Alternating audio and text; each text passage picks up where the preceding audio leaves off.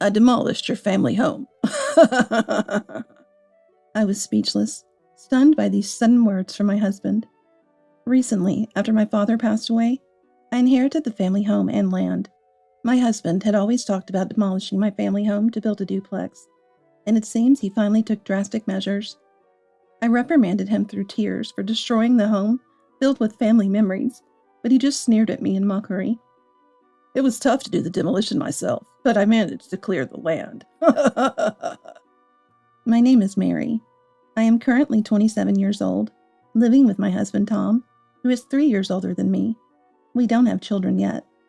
Before marriage, I lived with my father at our family home, working hard every day. My mother passed away when I was in high school, so since then, it's just been my father and me, supporting each other. I planned to work right after high school and did so, joining a local company. I'm still employed there, even after getting married. I've always enjoyed my work environment and found daily motivation in my job. Tom, my husband, is a bit unreliable, but has been kind since we were dating, helping with household chores when he can. Our married life is satisfactory. However, the only problem for me has been the relationship with Tom's parents. Initially, I wanted to get along with my future in-laws, but they seemed to dislike me, always cold, and our relationship only grew more distant. Gradually, I became tired of interacting with them and now try to avoid any trouble. Luckily, we don't live with or often see Tom's parents. If we were under the same roof, I might have collapsed from the stress by now. Having my father in the same city was a comfort. While the relationship with my in-laws was a concern, I thought we could continue our peaceful married life without major conflicts.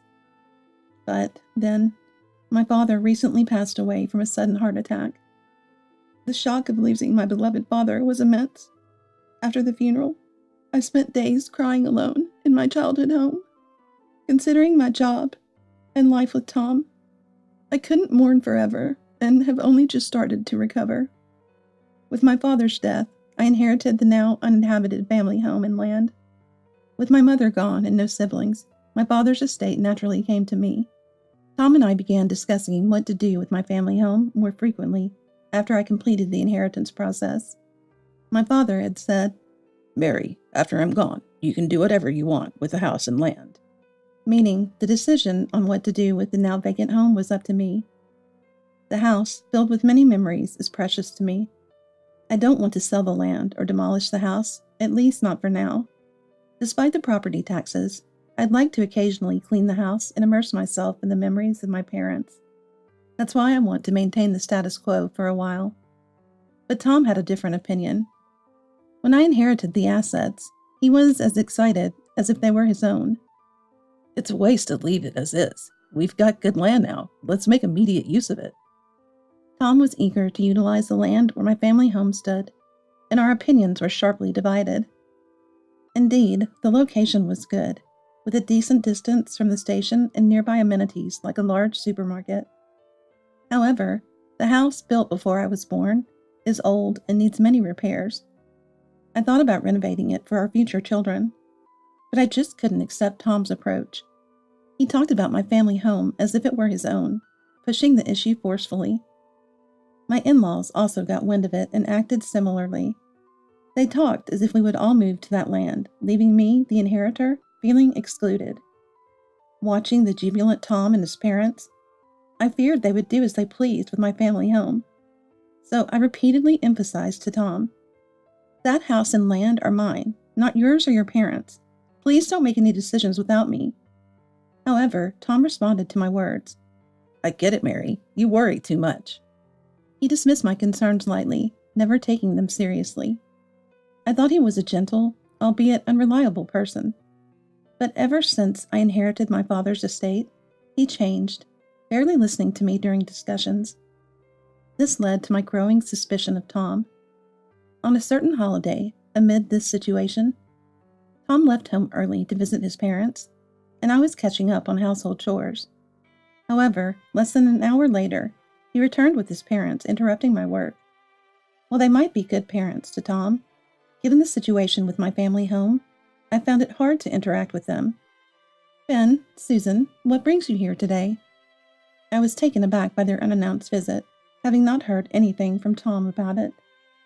We wanted to finally decide what to do with Mary's family home, so I asked Dad and Mom to come. Tom replied with a beaming smile. My bad feeling about this was proving true, sinking my heart. But I've said multiple times that I want to maintain the status quo. I stated firmly, to which Tom quickly retorted, That's such a waste. I've said it before, too. So I'm thinking of demolishing your family home and building a new house on that land. We could live there with Dad and Mom. What?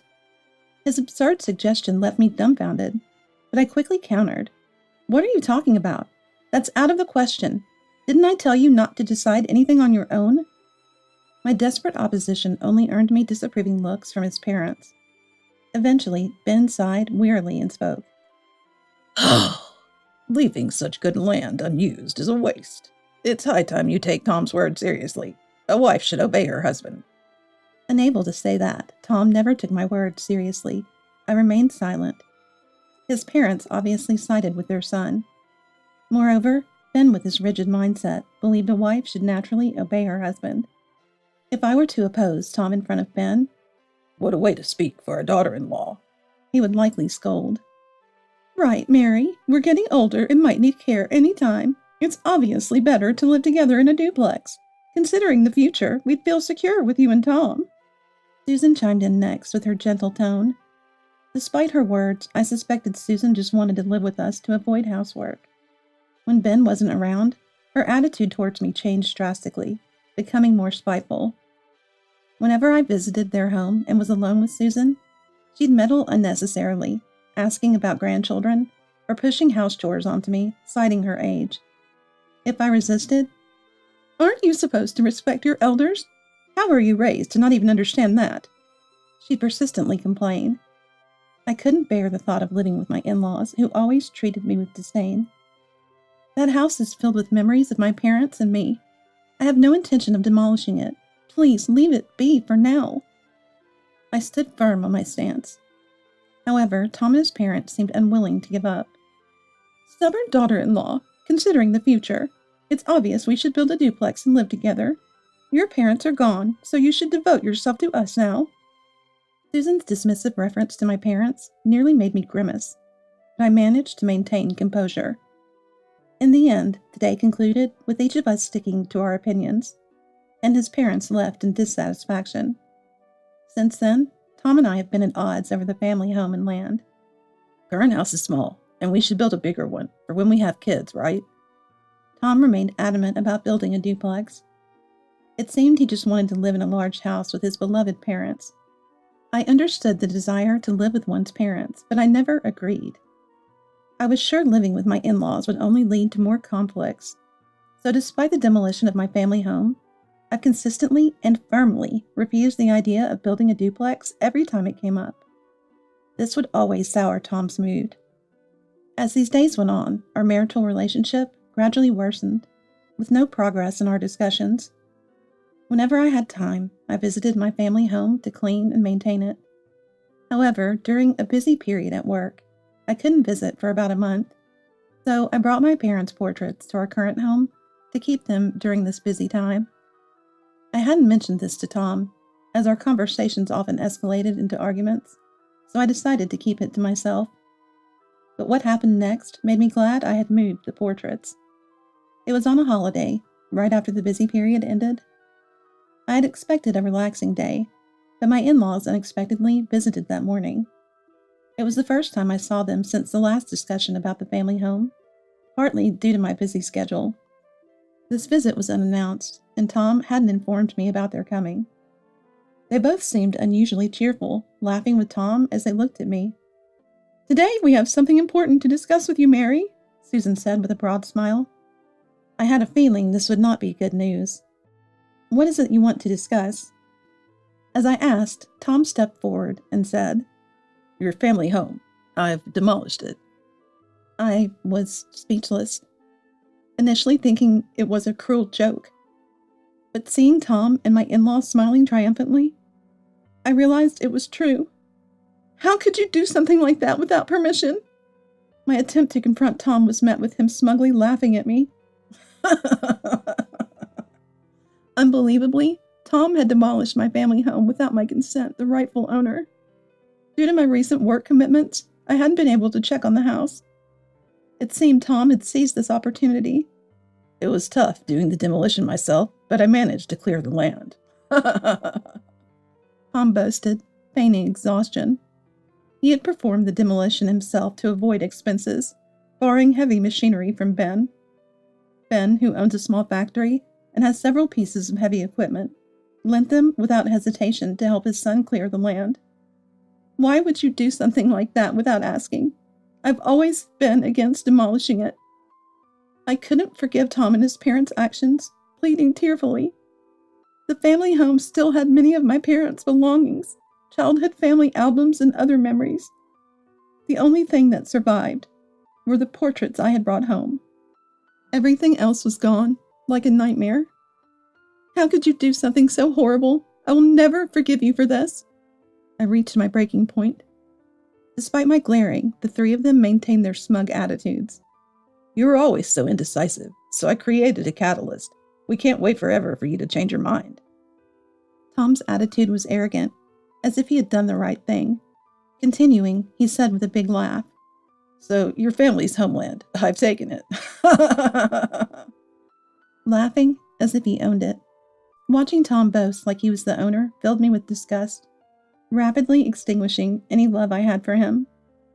Tom and his parents seemed oblivious to the gravity of their actions, and I sighed deeply. What are you talking about? When did I ever say I gave you that land? Without any legal procedures, it's still mine. Tom and his parents looked puzzled, not fully understanding my words.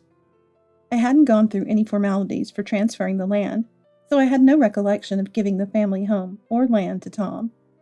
So naturally, demolishing someone else's house without permission is a crime. You might not know because you didn't go through proper contractor, but what you did is punishable by law, I said, and at my words, Tom's expression stiffened. If he had hired a contractor for the demolition, he would have known. I have no intention of showing mercy just because we are a married couple, I continued. Moreover, even as a couple, using heavy machinery on someone else's land without permission is a crime. And it doesn't matter if the machinery belongs to Ben's company. Using it without permission is still a crime. I will definitely sue you for this. Previously, I had researched real estate-related legal offenses for a property I inherited from my father, just in case of any trouble. I never thought Tom would actually resort to such drastic measures. When I mentioned the heavy machinery, Ben, who had been looking relaxed until then, shouted angrily, Wait a minute, you two are married, so your land is practically Tom's as well, right? Then demolishing that house shouldn't be a crime. I've said it multiple times, but I am the owner of the house, not Tom. Besides, I wasn't even informed or consented to the demolition. What he did is a criminal act, so I will report this to the police. I can't just stay silent after my precious home was destroyed without permission. I replied calmly, and Ben was at a loss for words. He seemed to have taken this issue lightly. Even though he lent the company's machinery for the demolition of the house, he apparently never thought that I, his wife, would sue Tom. He probably thought that once the land was cleared, any excuse would do. Suing Tom? You're his wife, aren't you? You can't seriously be thinking of doing something so awful, right? As Ben fell silent, Susan shouted in panic. The awful ones are you, who demolished someone's house without permission. Being a wife or a married couple doesn't excuse this. After responding, I operated my mobile phone and showed Tom the screen I had searched. On the mobile phone screen was an explanation of the crime Tom had committed. What you did falls under the crime of property destruction. You're looking at a prison sentence without a fine. Prison? Ben cried out in distress, and Susan let out a short scream. Wait, rethink the report. We're a couple, aren't we? Tom, his face pale, clung to my arm, but I shook off his hand firmly and accused him. That's why you shouldn't use our marriage as an excuse. There's no going back now. My family home is gone, destroyed by you along with all its memories. Then, I declared decisively and decided to report to the police on the spot. I'm calling the police now. It seemed Tom finally realized the irreparable mistake he had made. Arrested? Me? This can't be happening. He mumbled, trembling, and finally collapsed in front of me. Afterward, Tom was arrested, and I left the house we lived in as a couple and rented an apartment near where my family home used to be. I had already been considering divorce, but Tom refused, so the negotiations through lawyers were dragging on. Therefore, I was also considering a court-mediated divorce. Meanwhile, I had hired a lawyer and a detective agency to gather information about Tom. What came to light was that Tom had been visiting nightclubs frequently for several years and had a secret debt. It seemed he had his eye on my inheritance from my father, thinking he could pay off his entire debt once a substantial amount of money came into my hands. I was speechless and appalled when I found out the truth. Tom had even discussed his debts with his parents, and unbelievably, they had become his guarantors. I could picture his parents agreeing immediately to help their dear son. With Tom arrested, the repayment of his debt was stalled, and his parents were now cleaning up his mess. Then one day, out of the blue, I received a call from Susan. "Mary, help me!" Her voice was desperate, as she immediately clung to me for help. It turned out she was struggling financially and was being pressed to repay the debt Tom had left behind. "Mary, you have the inheritance left by your father, right? Please share some of that money with us." Susan had the audacity to ask me for such a thing. I had no intention of taking her request seriously. "I can't help you. You need to figure it out on your own," I replied bluntly and hung up the phone. Expecting another call soon, I decided to block my in-laws' phone number then and there. They don't know the address of the apartment I'm living in now, so they shouldn't be able to come knocking on my door. I never want to be involved with my in-laws or Tom ever again. Susan's call only strengthened my desire to quickly sever ties with Tom, leading me to decide on filing for a court-mediated divorce. After a while, the mediation was successful and we were divorced. Later, I heard that my in-laws had to sell their house and Ben's factory to pay off their debts.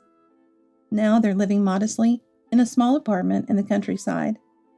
A few years later, after serving his sentence, Tom was released from prison, but his criminal record made it difficult for him to find a job again.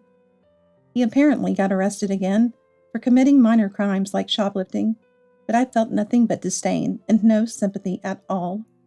After divorcing Tom, I started earning a stable income by renting out the land he had cleared. With the inheritance my father left me, I won't have any trouble living on my own, but I plan to continue working for a long time. Being free from Tom and his parents, I can now work more lively and without worries. As for remarrying, I haven't thought about it yet, so for the time being, I'm planning to enjoy my carefree single life while focusing on my work.